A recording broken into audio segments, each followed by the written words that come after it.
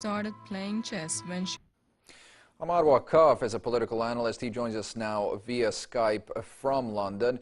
Mr. Waqqaf, what are your expectations for this upcoming Geneva conference? Well, I think no one can realistically have many expectations out of the conference because each party really is interested in taking something that is completely different from the other party out of it. The Syrian party, its allies, Russia, Iran, and what have you, China, are more interested in securing a regional deal, apparently, that would pave the way for a political settlement in Syria later on, whilst probably the Saudi party, the Turkish party, are more interested in achieving concessions from the Syrian government at this stage before negotiating or before sitting at the table of rearranging the regional the regional scene. We're not so sure what's going to come out, but at least we're interested and we're happy that everyone is sitting with each other and talking to each other. So in your opinion, sir, do you think there is room for compromise between these two camps? You mentioned there the Saudis on the one hand, the Russians, and the Syrian government on the other. Well, what is happening is a very sophisticated game in which each player, rational player, has really calculated 2, 3, 4 steps ahead. For example, the Saudis are trying to get as much as concessions as possible at this stage, but at the same time, they are working on the long term in order to, prolong the crisis in Syria for as much as possible. They're influencing rebel groups on the ground, militant groups on the ground. They're making unification movements amongst them. They're supplying them. They're becoming more unified, more sophisticated. At the same time, on the other hand, the Syrian government will not concede to what it sees people who, or politicians, so to speak, who do not really represent much on the ground, but claim to be representing. There is nothing to say that anyone from the coalition, Syrian National Coalition, if they say something that anyone in Syria, inside Syria, is going to listen to. So who do they represent? I mean, if we look at the SNC, when we look at their chief speaking on television, clearly he is targeting a particular audience. Is he targeting someone in Syria, or are these just individuals who represent the countries which created them? Well, it's a bit of both. At the end of the day, these sorts of politicians have tried since the very beginning of the crisis in Syria to claim that they are representative of this movement in the street. But what they were doing is that they were actually following this movement in the street rather than leading it. So the people on the ground do not really listen much to those people, and they have very little influence on them. If they speak the right things, then people on the ground would cheer up. Whenever they speak something that the people on the ground don't like, they're going to be dumped immediately. So at this moment in time, they are more representing the interests of the countries who support them. For example, Saudi Arabia, Qatar, and Turkey. That is the unfortunate situation that we are in at the moment.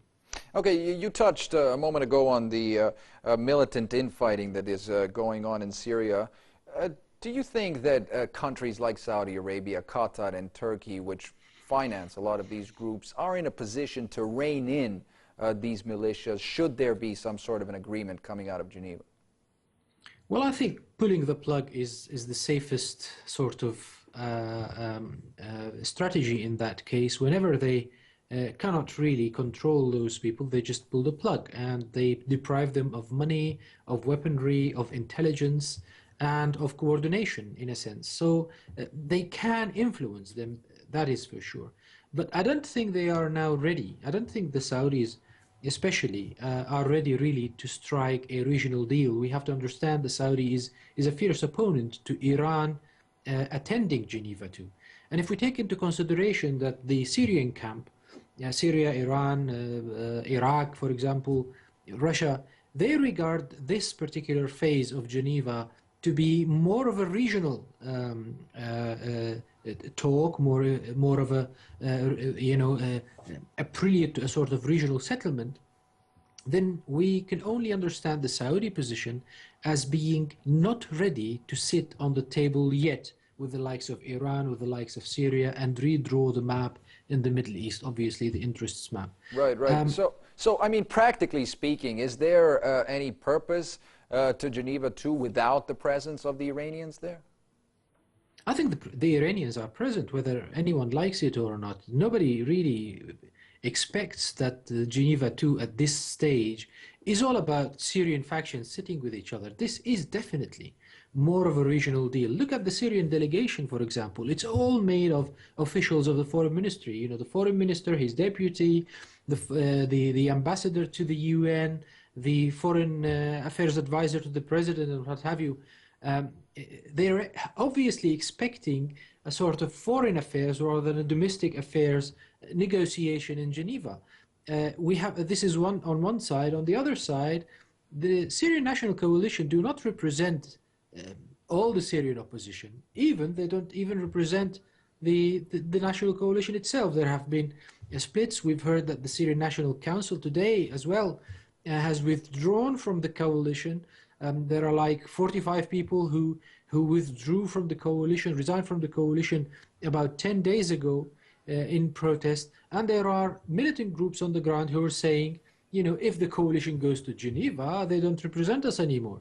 So it's just a facade in a sense that the opposition figures are attending. But what is really happening, I think, in Geneva, or what would really be happening in Geneva, is a sort of trying to find a base or an agreement, a base for an agreement between the different factions in the Middle East, say Iran, Syria, Saudi Arabia, Qatar, and Turkey mainly, with the blessing, obviously, of the international community. Right, and that is the tricky part here, isn't it? Trying to figure out what's really going on in Geneva. Let me ask you this, though. I mean, if Iran is not present at these talks, at least officially, I mean, you're saying they will be present whether people like it or not, but if it's not officially there, do you think that ensures that the loudest voice at the Geneva II conference will be the one calling for a transitional government in Syria? I think a key statement that came out of Ban Ki-moon before extending the invitation to the Iranian side was that he agreed with Foreign Minister Zarif that a transitional government is the aim, but based on mutual consent. That is very, very much a key statement there. So the different parties there agree that if there is going to be a transitional government, it has to be by mutual consent. You cannot squeeze the arm of the other party. And I don't actually believe that, at least at this stage of Geneva, there will be a transitional government. My understanding of the situation is that if there isn't a sort of regional environment that would support a transitional government, the talks are going nowhere. But there will be some sort of, work in order to achieve this environment. We give, for example, the Syrians give the Saudis some guarantees in exchange for some guarantees in the Saudis. There is a hell of a job of building trust, rebuilding trust between parties or factions in the Middle East states who have really gone too far in exposing their real intent. And there is no trust anymore between the factions. So that is exactly, I think, the focus at this stage. Transitional government or not, this is really for further stages. If regional parties agree on breaking this thing or taking this thing So forward. this is essentially what you're saying, these different international players in the Syrian conflict coming together and sort of feeling each other out to see where things can go from here. Yes, I think that is the case. I think it is time that parties who cannot delete each other, so to speak, sat down with each other and started renegotiating their relationships. I think that is the case, and I think that is very much evident with the nature of the Syrian delegation. Again, it's mainly made of foreign affairs officials. Right, and what about the situation on the ground there, the ongoing fighting in Syria? Do you think that will have any bearing on these negotiations, whether now in Geneva or in the near future? Do you think countries like Saudi Arabia still hope to overthrow the government in Damascus militarily? I don't think that the fighting inside Syria will have any bearing on the negotiations, or indeed vice versa. The negotiations will also, I don't think they will have any bearing on the fighting on the ground. I think the Saudi strategy, this is my understanding, the Saudi strategy is that they are pretty much ready to prolong this fighting for as long as possible. Should the negotiations with the Syrians, with the Iranians break down and no guarantees could be, achieved. So they could probably prolong it to a year or two or three, probably that's what they're thinking, until, for example, a new administration comes into the White House, probably Republican, probably hawkish, who would not really hesitate, like as they think Obama did, in attacking Syria militarily. So I think they're keeping their options over there, even though realistically they cannot see any more, a toppling of the regime.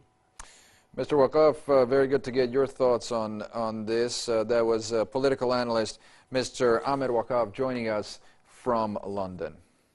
Okay.